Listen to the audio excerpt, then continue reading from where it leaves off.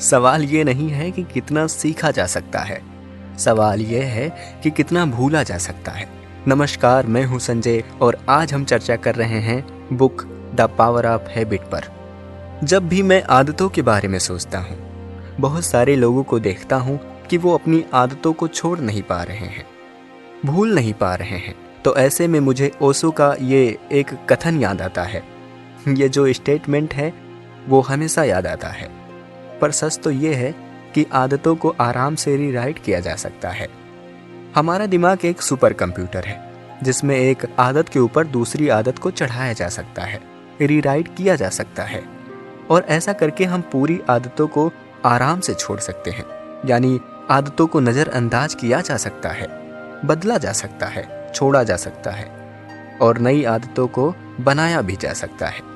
लेकिन आदत के रास्ते का आविष्कार इतना इम्पॉर्टेंट होने का ये है कि इसमें एक सच सामने आता है और वो ये है कि अगर हम ये समझ लें कि आदतें काम कैसे करती हैं, ये समझ लें कि हम इन आदतों के चक्रव्यूह में फंसते कैसे हैं, तो हम बड़ी ही आसानी से उन्हें कंट्रोल कर सकते हैं, अपनी आदतें बना सकते हैं, बदल सकते हैं या उन्हें छोड़ भी सकते हैं।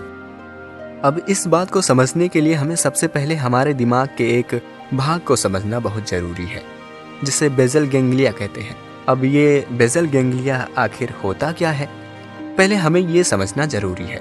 बेसल गैंग्लिया हमारे दिमाग के बीच में होता है जो कि जिम्मेदार है जब हम कोई चीज़ करते हैं, जैसे चलना, हाथ हिलाना, या जब हम इमोशनल होते हैं या फिर हमारे अंदर जो लालच आता है, हमें कोई चीज़ अच्छी लगती है, तो ये सब जो डिसाइड करता है वो है बेसल गैंग्लिया जो कि हमारे दिमाग के बीच में होता है। अब आपने ये बात समझ ली कि बेसल गैंग्लिया है क्या।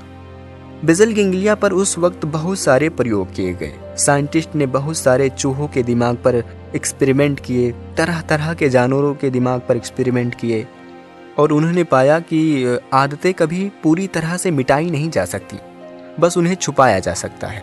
हमारे दिमाग के किसी न किसी कोने में ये दबी रहती हैं और हाँ, इसका हमें बहुत फ़ायदा भी होता है। वरना सोचिए कि अगर आपको हर दिन गाड़ी चलाना सीखना पड़े या फिर जो आपका रूटीन है, मतलब ब्रश करना, जूते पहनना, कपड़े पहनना, खाना खाना या फिर चलना या बोलना, ये सारी चीज़ें अगर आपको रोज़ सीखना पड़े तो कितना मुश्किल हो जाएगा।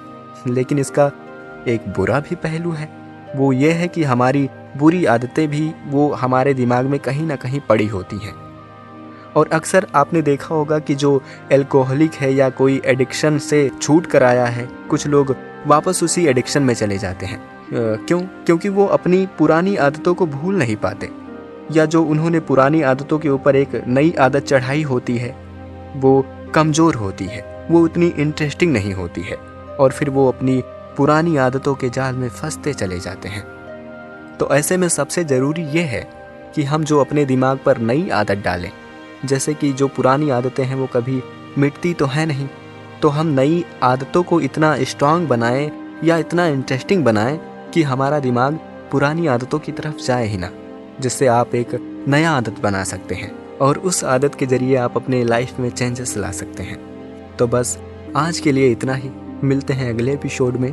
तब तक के लिए आप अपना ख्याल रखें। Thank you.